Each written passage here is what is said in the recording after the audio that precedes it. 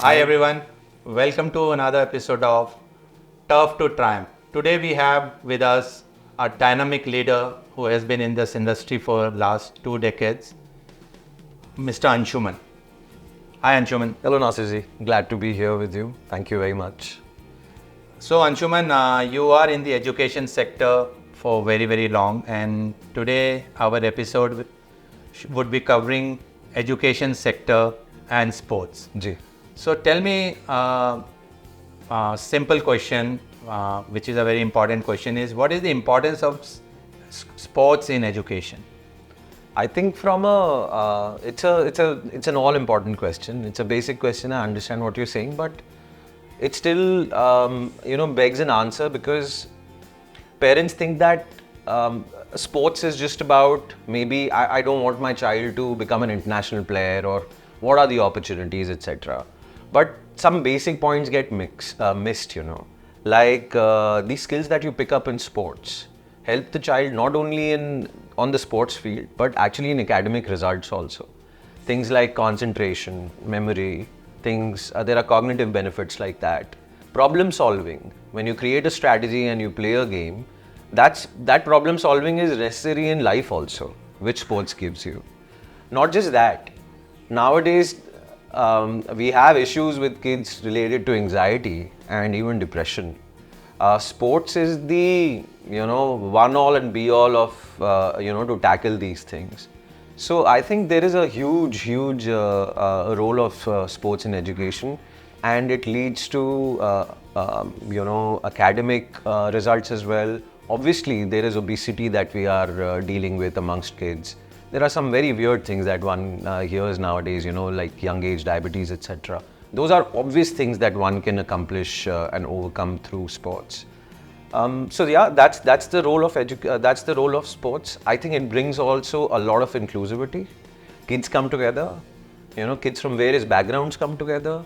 It creates a society for us, which is living together, playing together, and through kids, then families get connected. I've seen in schools where friendships are formed because the moms are taking their kids to the soccer club together. On the same team. Gee, absolutely. And even if it's not in the same team, you get together. It's a celebration. You end up sort of going out for a coffee together or take the kids out for a meal together after a game. Even during the school, when they come, a lot of schools are cognizant and they create areas where parents can then mix and come together. So another question is that I have seen in most of the schools the curriculum is there, but sports is not as the main subject, and most of the people are getting one period in a week to play. So what do you do? How do you engage kids in sports in the age of screens? We need to have some plan in it for it. Absolutely, sir. That's another pandemic, so to say, that we are dealing with. Firstly, I would like to, and this is purely my strong opinion, I think sports should have 50% weightage when it comes to evaluation. Yeah, right now that percentage is hardly there. I mean, there's hardly any weightage given. So curriculum and evaluation and learning objectives have to be made in such a way, have to be constructed in such a way that sports gets a 50, and that's my personal opinion. It's a strong one, I know, but 50% according to me, because that leads to, again, I think it builds a better kid, it builds a better society, a stronger country. It has a rippling effect, which we kind of miss. And I understand we love our IITs and IIMs and the doctors, becoming doctors. We still are that country, I feel. But trust me, you can get into an IIT. You'll probably do better in those exams and in life per se if you've learned the skills that you pick up on a sports field. No, very true. Earlier, if you see Dravid or Kumble, they were all engineers and players, but we don't see that anymore in schools. Either you are into sports and you leave school and play, or you are into education and academics, pure academics. Yes, there is, although just on an optimistic note, there is a slight change.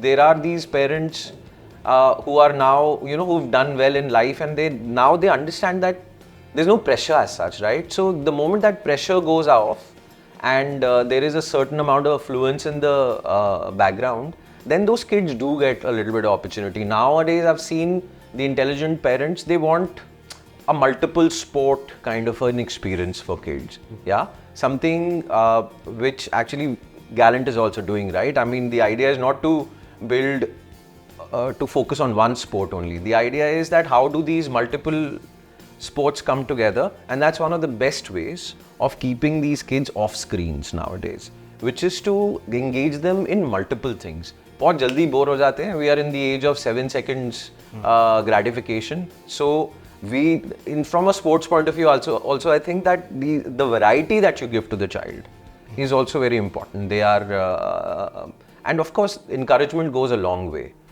And thirdly, I think when it comes to engaging them in sports, it's a it's a parenting tip, so to say. If the parents will play, the kids will play. They will do, they will do what they see you do. They will never do what you tell them to do.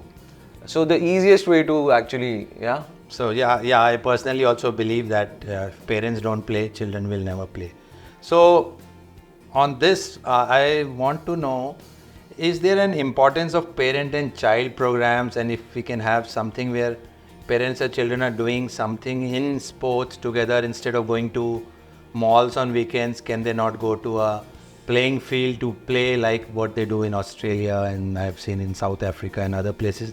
The whole family is going to play somewhere, some engagement, some cycling or skating or whatever, some sports fields or some play field they are all going to.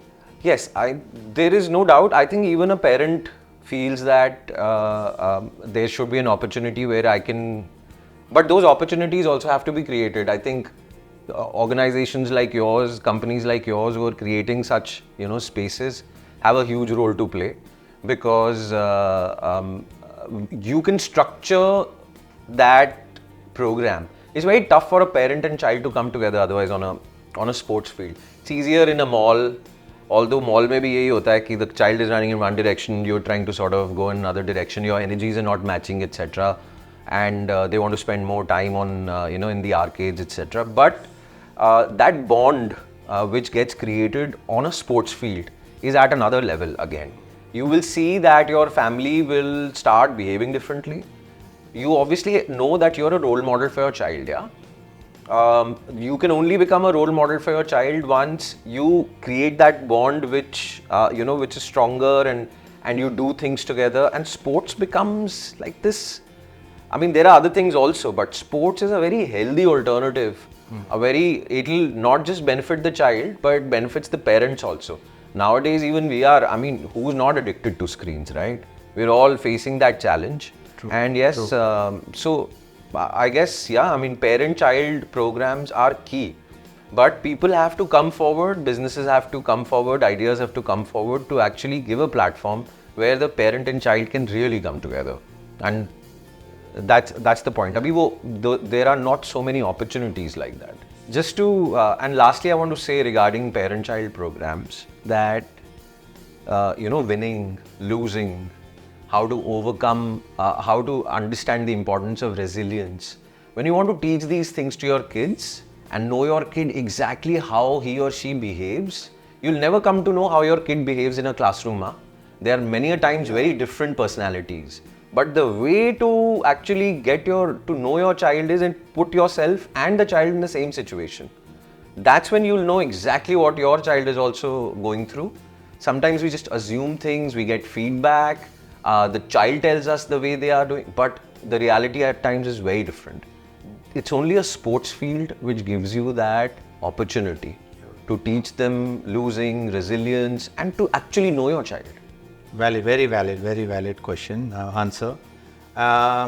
One more thing which I wanted to talk about was, we are all talking about playing, but we don't talk about teachers, the coaches. We don't have quality coaches in India, not only in the international and national level.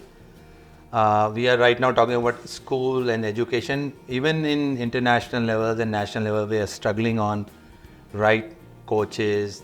So we should have more train the trainer kind of programs. And how can we bring coaches in the main frame where they are teaching children not only to play but how to lose well, how to be a sporty person, how to be mentally more stronger and all those kind of things. How can we do those kind of trainings at the school level, because that is where they need that training, not after they reach a national team or an international team. It's too late.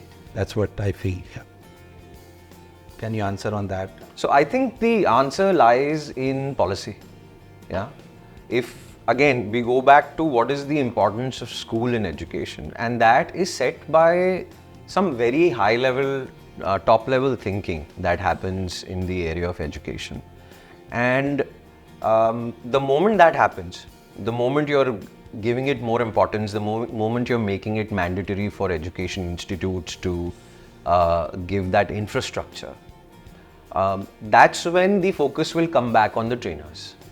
Right now, there is hardly any professional development that is given to them. Every teacher is trained, yeah. But when it comes to sports teachers, when it comes to PE experts, there are some good schools which focus on it, but that's hardly doing anything to the overall scenario. So I think there is a very important point that gets missed over here, but it gets missed because there is no policy which is actually driving sports and the importance of sports and the importance of sports in an individual and building a nation. That's the big point being missed. Yeah, because I think there are only very few coaches who are from NIS Patiala or Gwalior or somewhere. So we don't have trained coaches to train the kids. Basically, that's, and not only physical training but mental training and also I think that is one thing which is missing in most of the schools. So optimistically speaking, maybe programs like Halo India, etc., will make some change. But I think there is an angle of public-private partnership, yeah, which has to be very strongly. Again, I throw the ball back in your court. I think it's people like you who can, if they can drive and push the governments and the policy makers to engage, to realize, people understand there's enough research as far as the importance of sports is concerned. It's just some amount of willingness to act on things. So with this, I have another question. Are we a sporty nation or are we trying to be a sporty nation, or we are just talking? Do we, as a wholesome thing, are we a sporty nation? Because of course we are into cricket, that is a religion here, but what about other sports? Are we a sporty nation? Like we'll all agree, except there is cricket, yes. Now it's cricket is a religion, yeah. Yeah, so that's our religion. Apart from that, I think the answer is very clear. We aren't as yet. There is no encouragement for any other kind of sport. Even cricket is not seen as a sport which is a short way to be able to create a career out of, or be able to support your family in a basic way. So people are afraid to go down that road. And that again, that onus is on what are the career paths that sports can give us? What are the incentives that people who pursue sports are provided? Are they provided with any incentive in that sense? Is there a lot of government intervention in it? Is there a certain CSR in it? Is there a certain public-private partnership in it? I would say even town planning is not done like that. We don't even encourage people to walk. A sporty nation is not necessarily more medals and all of that. A sporty nation is diabetes nahi hai, heart problems are lesser, we are generally fitter and walking faster. We are the capital of certain diseases like that, right? Because our towns are also not built like that. We've cut the trees, we've not planned our cities like that. The person who even wants to walk is not able to walk. So we are a long way away from it, but it's a good question. I hope others are also thinking like that. Yeah, very rightly put. So one more question, Anshuman. What is the kind of work that India needs to do at grassroots levels, or you can say education, junior years of education, to build this sporting culture? Because that is what we have been talking about, that we don't have a sports culture. The people don't play, people are not healthy. They are just trying to live from 9 to 6 kind of a life. So can you elaborate more on that? Yeah, see, I think, again, I'll come from a very school's point of view, right? And all our kids, the whole nation goes to school, and then that generation steps out. Now, what's happening right now in some schools is that till 6th or 7th grade, kids are encouraged. Okay, you explore certain sports, etc. And that's also lip service, by the way. It's one PE period, a week. One swimming lesson a week. Will anybody ever swim? Nobody can learn swimming by one swimming lesson a week, right? And still schools have a swimming pool, by the way. They learn how to pick a 25 paisa coin from the Yeah. bottom. That's it. Yeah. And actually, you're right. I mean, it's just sad in that sense. But again, there is no policy to it. There is no, the parent also is, the school also is engaged in trying to prepare the kid from a work point of view. Yeah, what is the future of work? Marks also. Yeah, so therefore grading, therefore outcomes, skills, etc.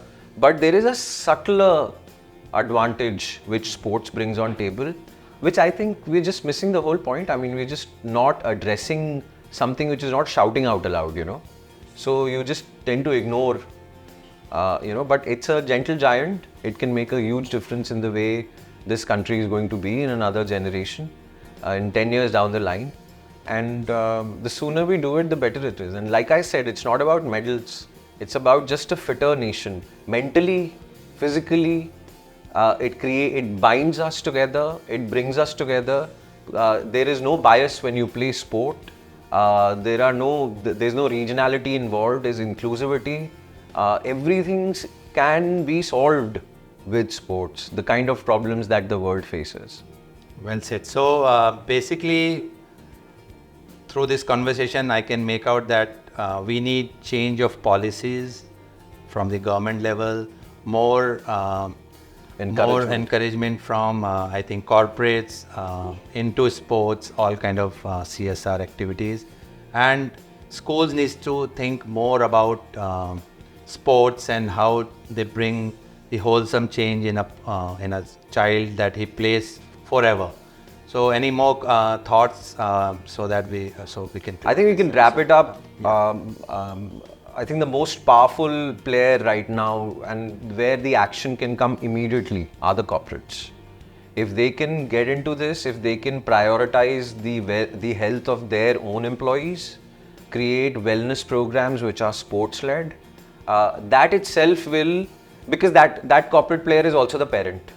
So you can immediately create an impact. You enter the family through that route, because the boss is okay. The HR is making that policy where at 6 o'clock, it is okay if you are, on the playing field, because that's the policy. We can't wait for governments to change those policies. We can't wait for schools which are dependent on the governments for those policies. The only person who can make a change is the parent, and he's sitting in the corporate office. Perfect. Thank you, Anshuman. It was very nice talking to you. Thank you, sir. Bye. Yes.